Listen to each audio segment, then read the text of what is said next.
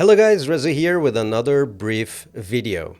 This one is about Fab in Launcher, which was released last night. To find that capabilities, you need to update your Epic Games Launcher. Once updated, the user interface is going to be slightly different.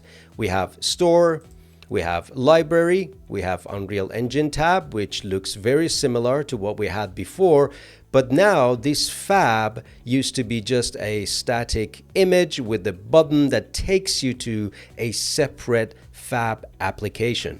Now Fab is part of the Epic Games Launcher. This means that you can jump straight into Fab's full content library right from your Epic Games Launcher. That includes all of your mega scans, of course.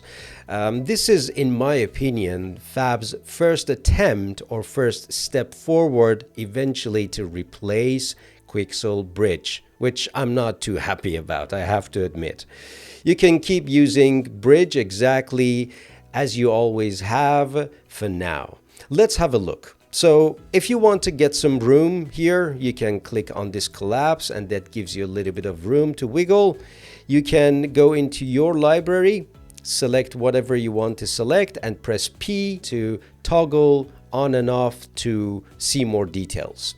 You can use Control to select multiple items, like for example this one and this one, and it gives you a really quick breakdown on compatibility. So if I select something that I can export to Maya and another scene that is Unreal Engine format, you can see this doesn't include my preset, which is export to Maya, and you need to create a project for it for Unreal Engine. So that gives you a really quick breakdown on what's possible, the compatibilities, so on and so forth.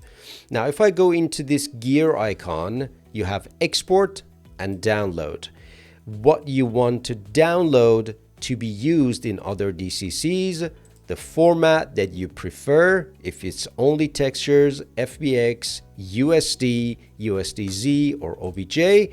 In export, you can select the nominated application as your preset. All you need to do, for example, in here to go download the plugin, and that plugin will stay there. And from that point onward, if you have an asset, that would be your export target default with all those formats that we talked about. And you can export that directly into Maya with specifications that you set in place for quality, path, so on and so forth. Remember, path, you can specify that here. So as you can see, it's very convenient, business as usual, but it doesn't come with all full capabilities. There are some limitations that you need to be aware of. First thing, or I should say the first limitation, is when you use Bridge. So let me just minimize this very quickly and let's bring Quixel Bridge. You can see with export target in Quixel Bridge, I have Houdini. I can actually export to Houdini and some other applications like Marmoset Toolbag or Quixel Mixer. Very useful, something that we still do not have in here. So if I go into this list, I do not have access to Houdini, Marmoset Toolbag is nowhere to be found, and any other Quixel apps, complementary apps that you might use with Quixel, they're not here. So that's the first limitations.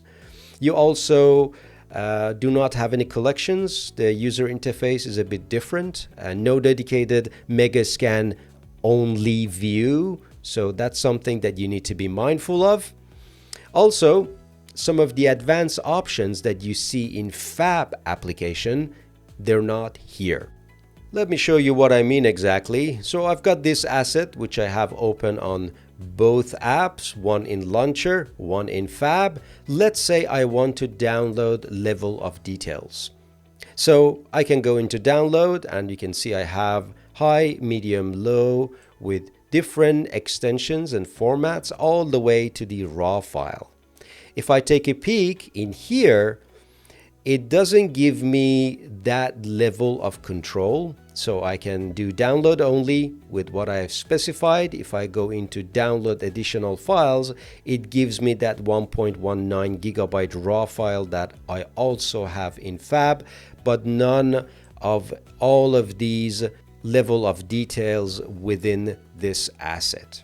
So overall, having Fab in the Epic Games launcher is a big convenience. It gives you direct access to full Fab library without needing a separate app. On the flip side, it's still missing some of the depth and flexibilities that you have in Bridge or Quixel app.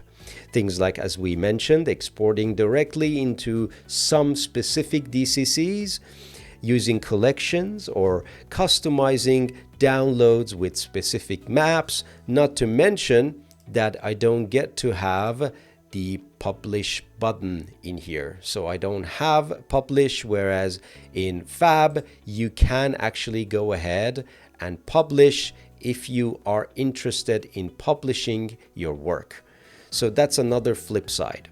All right, that's a quick look at Fab inside Epic Games Launcher, what it does well and where it still falls and little short compared to Bridge or Quixel or even Fab application. Personally, I think it's a solid start and really convenient for quick access, but still has room to grow before it fully replaces Quixel, Megascan or Bridge.